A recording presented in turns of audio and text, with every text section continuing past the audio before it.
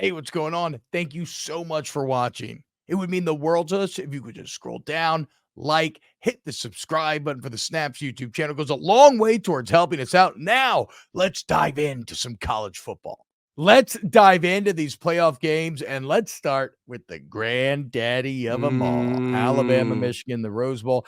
And we're gonna do this like actual sports talk show style with a little game here.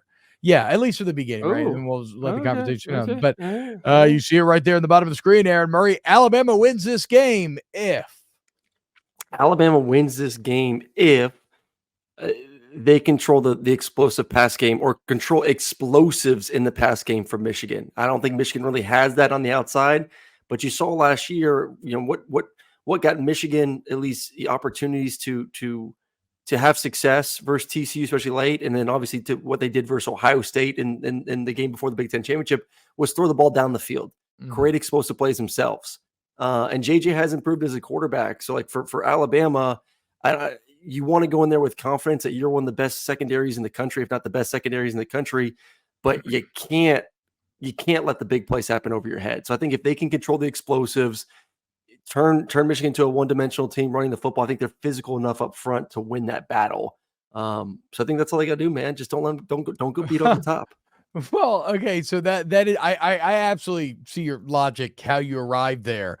But if that's how you're viewing the game, then you think of Alabama as a heavy favorite. Because you're saying that the one thing that they have to do is stop the thing that Michigan doesn't do. Like, just don't let them do it. Like, just don't let them do the thing they already don't do. Yeah. But you're right. Don't let them do it. Because the game that I keep going back to when I think about how Michigan wins is that Ohio State game, right? Yeah. Like if we'll get into Michigan's reads. Yeah, I mean, I guess I'm kind of with you because I wrote Alabama wins if the secondary is really as impenetrable as we think it is.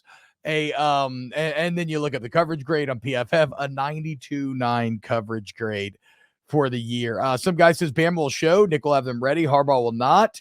More time Harbaugh has to prep, the worse his teams do. So that is really, to me, the great intangible here is the coaching advantage that Nick Saban has. I mean, the record in these scenarios for Saban, if it's a national championship or a playoff game and he has 30 or more days, he's 9-0.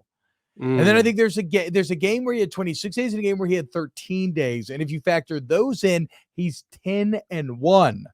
Now, this ain't 10-1 against the SEC. This is 10-1 in playoff and or championship games, right? So like mathematically, Aaron, you should be like the most elite of the elite would win these at like a 65% rate. And he's 10-1. So like that's the thing that I can't shake more than anything. I think Michigan on the field is way closer, if not even better than Alabama is.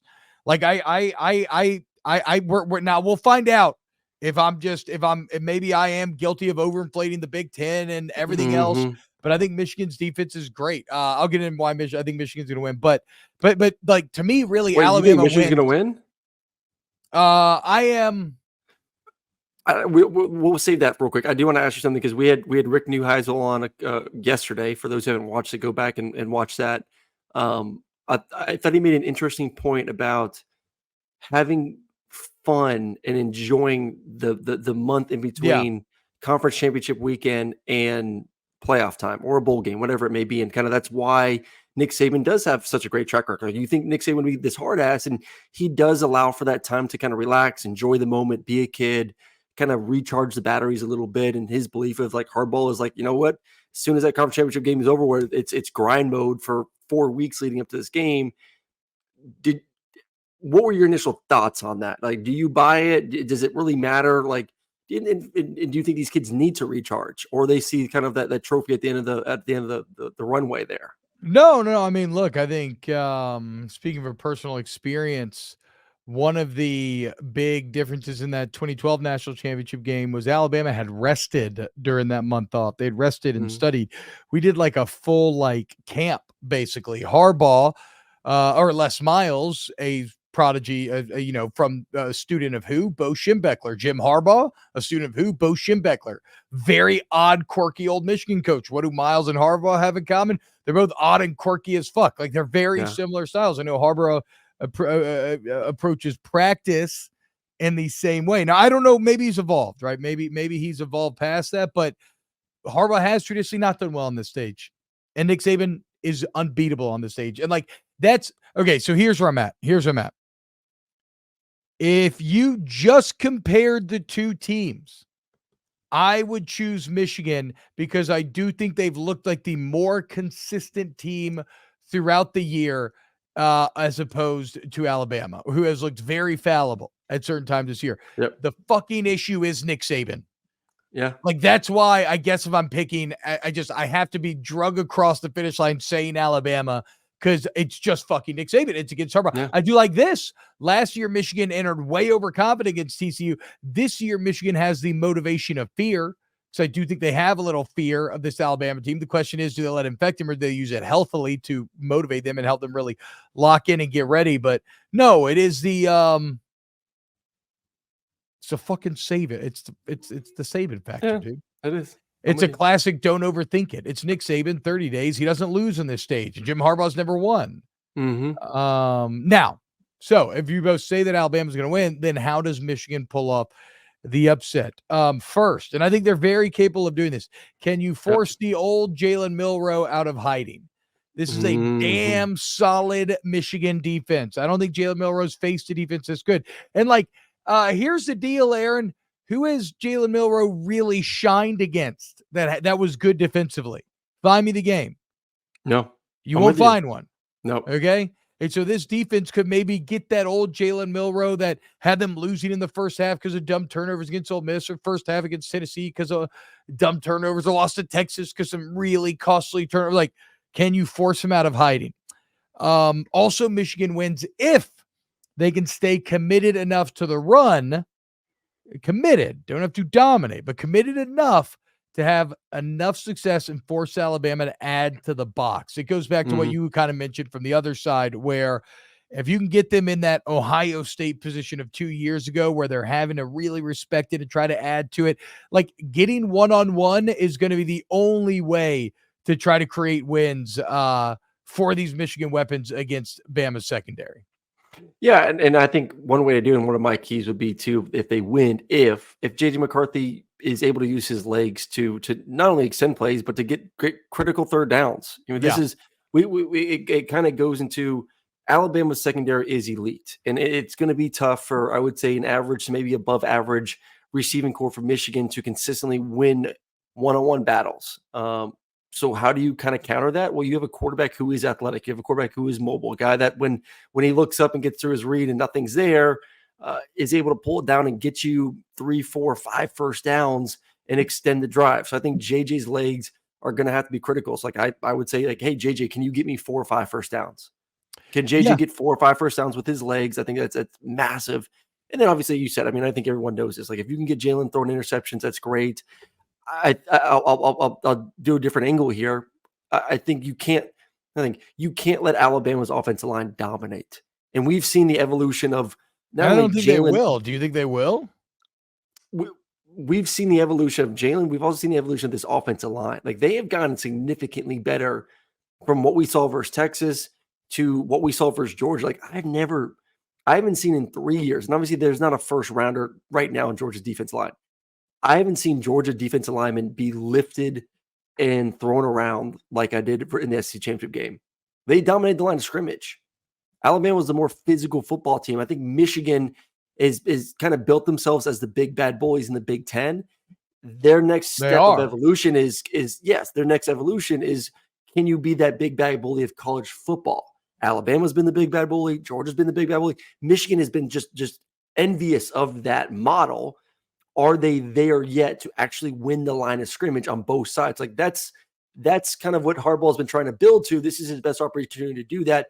Can they be the more physical team on offensive line and defensive line? Yeah. Yeah. I mean, I think they're capable. I think they're capable, but that's why we got to play the game. We will we will see. I mean, they did create the beat UGA segment of practice. The beat They UGA screwed period. up. They should have done beat Alabama. I They know, done messed up. They done messed up. But man, do I want to pick Michigan? Who are you going to pick? You're picking Alabama. Obviously. I'm Alabama. I think the Nick Saban factor is so hard to overlook. I think the weapons are better. I think the defense for Alabama is better. That's a key. I think they're a better so football I would team. see the reason why I keep going back to the Saban thing as well is because so much of this reminds me of the evaluation between Oregon and Washington, where it's just everybody kind of ignoring a lot of evidence and saying, no, Alabama's better. Alabama. But the key difference there is like that was Kalen DeBoer versus Dan Lanning. Yeah, I can't get away from the same factor either. I hate it, but I guess I'll select Alabama because Nick Saban just doesn't lose these games. Again, though, I feel like you're leaning though to take away the coaches. You think? Yeah, I feel like you think Michigan's a better overrated. roster. I think Alabama's a little overrated. I think Michigan's a more complete team.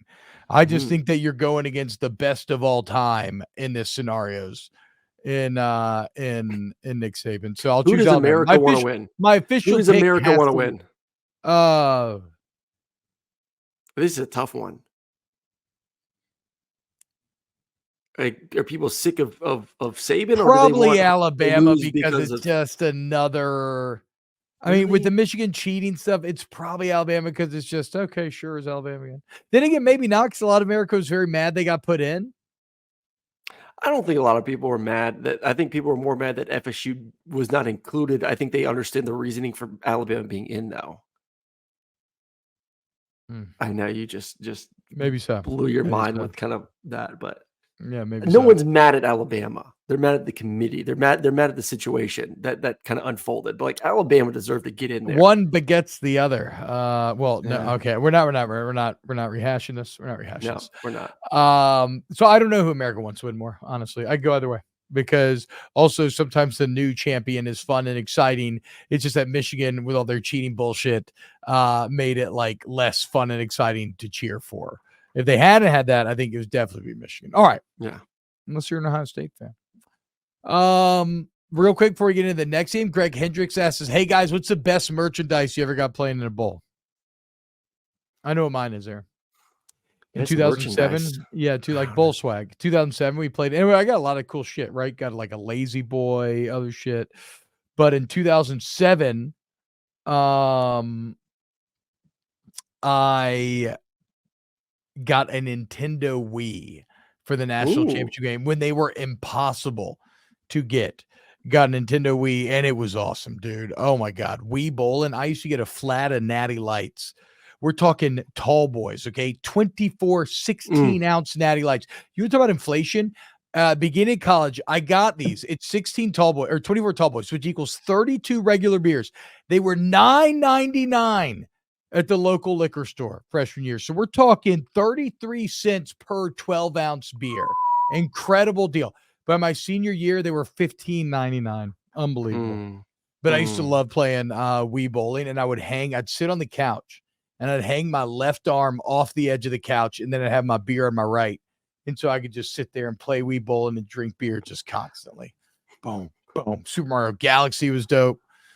Mario Kart was great. I mean, Wii was a great console. Wii Sports, who didn't love it? What? You didn't ever drink beer and play Wii bowling? No, we would do shots playing like Madden or NCAA. You give a touchdown, take a shot. Madden or NCAA? Not even any FIFA? No, we were FIFA was me and the big boys. Okay. We do always beat me and the big boys played FIFA. I would fucking smash you at FIFA, Aaron Murray. I would dominate you. You don't even know, bruh. I'm a fucking FIFA salty ass vet. You don't want to, bruh. You would not. Ask your fellow center David Andrews. Would not touch me. Fucking run. You FIFA would not back touch me. You would not touch me. Okay. I swear to God. Who do you want me to beat you with? I mastered FIFA. I mean, I played it every year probably for 8 to 10 years, but I mastered it in actually a random edition World Cup 2010, where I would only play online with Team USA. And so I became a fucking beast on defense, dog. You can't get through to me. You can't get through me. I don't know what to tell you, bro. Okay, we'll find out. Is there any way we need to figure out a way to stream a FIFA match between us so I can whip your ass publicly and everybody can watch. Dobby, Aaron, why does everyone think they can beat you? The Slim Shady guy, I thought he can throw Slim Shady guy. Hey, he really wants that competition, man. He keeps hitting me up about like tomorrow. I'm like, dude, I literally he'd probably win, but it doesn't matter. Like to that point, like it's a no-win. It's a no-win situation for you. It's a no-win. And then it's obviously a no-win situation for me too, because like I get 2 days of vacation with my wife, and she's like, "You're gonna go spend an hour doing this quarterback competition for social media clips when we could be enjoying our 2 days away from the kids together." I'm like, yeah, it's probably right. Whatever, pussy. I mean, how come I get all the shit for not cutting my hair, but he's not getting shit for bailing out of Brooks Austin's? Because I never promised I would do it. I'm gonna do it. I'm gonna do it. Yes, no, I fucking after April, I'm 1,000% doing it. We're getting Hot Boy Summer ready, and we're kicking off Hot Boy Summer after our brother's wedding with the fuckboy fade. Hey, Justin with the super chat. Justin Kaffenberger, 1999. I don't see how Bama loses. I think Michigan's defense is overrated. Too many cupcake offenses in the Big Ten, and Bama's defense going to play bump and run coverage, load the box, and they don't have the wide receivers to get open. Again, Justin, the thing I would say, though, here, first off, I just don't know that I trust any of this idea about Michigan's defense being pumped up by the Big Ten being shit. It just reeks of SEC bias whenever I see it. And it's all the SEC guys telling me it. The other thing I would say is, you probably didn't see how the fuck Bama would lose to Auburn in Auburn. Like, I can't shake that. That wasn't long ago. What happens if that Bama shows up? Like, they lose. And so it's not like out of the realm of possibility. The only difference, again, is Nick Saban. But again, you didn't see fucking. Did you watch Michigan versus Iowa, though? Did you watch Michigan versus Iowa? That was not a. That could happen. I get it, and that's why. That's why. Like, that is the perfect counter to that argument. No, I mean, fuck that. Like, Michigan's looked like shit kind of down the stretch, and they controlled the game against two very good opponents. But JJ McCarthy doesn't even remember to throw a forward pass. He's one touchdown, one pick in the last 4 games. He's gone sub 150 through the air in the last 3 games. I think he was hurt. I think maybe him getting healthy would be great. But it's just this idea, like, the idea of I don't see how Bama could lose. Well, they've almost shown you twice how they could lose this season. No, Alabama easily can lose this football game, but I just. Yeah, but we got to pick. Yeah, you got to pick. Got to pick. I'm going Bama. And I'll go with you. I'll go Bama as well, unfortunately. Motherfucker.